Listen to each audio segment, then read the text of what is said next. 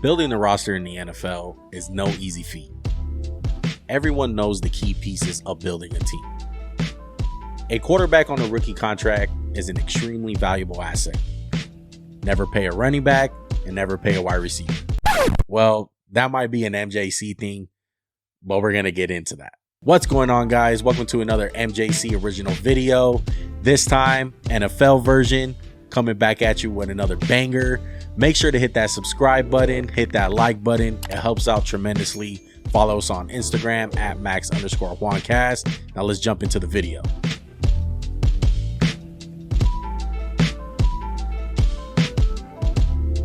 The first graphic we're going to be showing on the screen is an average annual salary for the following position groups. We have quarterbacks, wide receivers, edges, and defensive backs.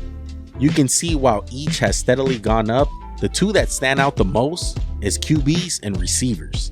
For an example, Aaron Rodgers was the highest paid QB in 2018, making $33.5 million a year. Now going into this year, he's again the highest paid QB, making $50 million a year. Damn! That's a 49% increase in just over 5 years. For DBs, there's been a 40% increase. For edges, a modest 19%. But for the receivers, the jump has been 66%, the largest by far. Odell was the highest paid wide receiver in 2018, making $18 million a year. And now in 2022, Tyreek Hill is going to be making $30 million a year. All that money going to wide receiver hasn't been well spent. This is the deepest position group in the whole NFL. Yet, teams fall into that trap of paying them. It seems whether you sign a guy to a big deal or give him a huge extension, it doesn't really work out well. Amari Cooper, didn't work out. Kenny Golladay, not even close. Michael Thomas coming off a record-breaking year, easy decision, right? Hasn't worked out that well either.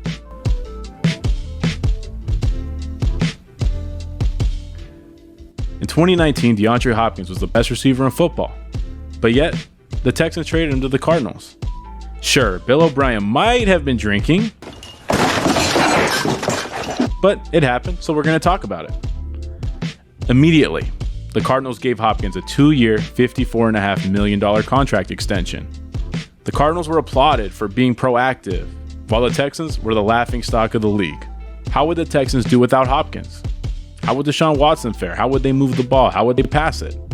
Thinking about it logically, yeah. Trading your best receiver, you'd expect your quarterback's numbers to go down just a little bit, but that wasn't the case. Watson didn't just have a good year following Hopkins' departure. He had his best year ever. It wasn't just one area. His numbers were up across the board. The big change in the offense was Brandon Cooks filling in for Hopkins. Cooks put up similar numbers to D-Hop, but the big difference was he only made $12 million a year, while Hopkins made $27. For the Cardinals side of the trade, they succeeded in getting a weapon for quarterback Kyler Murray and helping his development, but they missed the playoffs his first year with the team. And then this past year, Hopkins was hurt for a majority of the season, and the Cardinals folded down the stretch. This offseason, trading for a star receiver was all the rage. The Raiders traded for Davante Adams from the Packers, and the Chiefs got rid of Tyreek Hill, sent him to the Dolphins. These guys weren't just great wide receivers, they were integral to their team's success and woven into the identity of their team. The Raiders and Dolphins gave up draft capital and gave both these guys huge contract extensions that reset the wide receiver market. Trading guys like this is always going to be controversial. How's our quarterback going to take the news? What about the media, the fans, and how do we replace the guys? To a fan, you're always going to seem like the bad guy. But from a GM's perspective, let's take these guys out of the equation and use the principle from the movie Moneyball. We just have to find a way to replace those numbers. For example, Davante Adams had 123 catches, 1,563 yards, 11 touchdowns. We just have to replace the numbers, not necessarily the player. Without a true number one receiver, the Packers can use a committee of Sammy Watkins, Randall Cobb, Allen Lazard, Robert Tonyan, and Christian Watson, a rookie they basically got from the Adams trade, to make up for the loss of production. Adams is going to turn 30 during the year, and his decline isn't out of the realm of possibility. The money the Packers are going to save is going to help retain guys like Jair Alexander and Elgin Jenkins. Using the committee approach, the Packers are going to spend around $13 million, while Adams is going to make $23 million with the Raiders this year.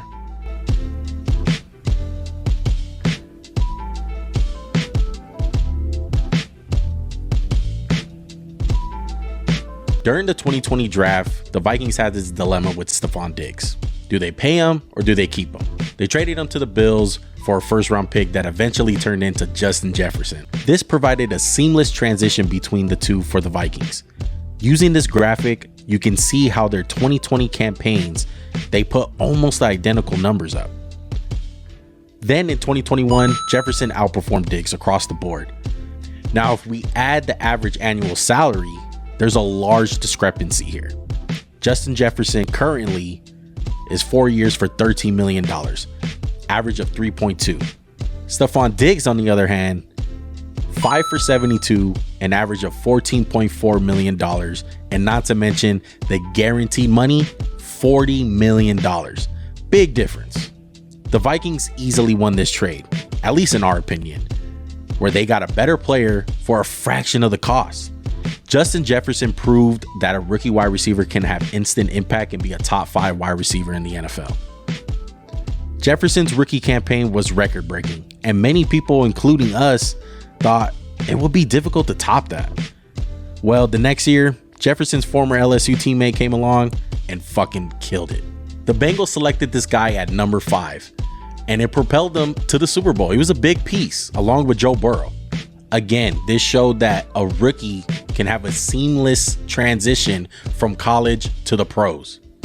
And of course, Jamar Chase won the Rookie of the Year, but that class should not go unnoticed. Just look at some of the numbers the other guys put up.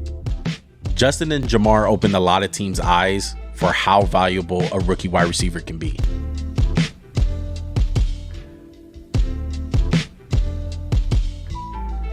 The 2022 NFL Draft was loaded at wide receiver. 6 were taken in the first round, and 7 were taken in the second round. That's 13 of the first 64 picks were wide receivers. That's roughly 20%. With all the talent at receiver entering the league, the demand for some of these more expensive guys should drop. Last year, there was 27 guys who had over 900 receiving yards in football. 10 of them were guys on their second contracts. 17 of them were guys who were still on their rookie contract. We've all heard the phrase, receivers grow on trees. So if that's true, why are we breaking the bank to pay these guys $25, $30 million a year? It just doesn't make sense. And yeah, we understand there's risk in taking an unproven guy, but look at my Eagles. They messed up when they took Jalen Reagor, so what'd they do the next year? We'll correct the mistake. We'll go get Devontae Smith. During this draft, the Titans traded A.J. Brown for a pick that would become Treylon Burks. Burks is a guy that many people think is a copy of A.J. Brown. So the Titans thought, hey, instead of paying A.J. $25 million, let's pay Treylon a fraction of it. And even if we get 75 to 80% of the production, we'll be happy. We'll save money. And as an added bonus, A.J. Brown's been banged up throughout his NFL career, while Treylon Burks is relatively healthy coming out of Arkansas.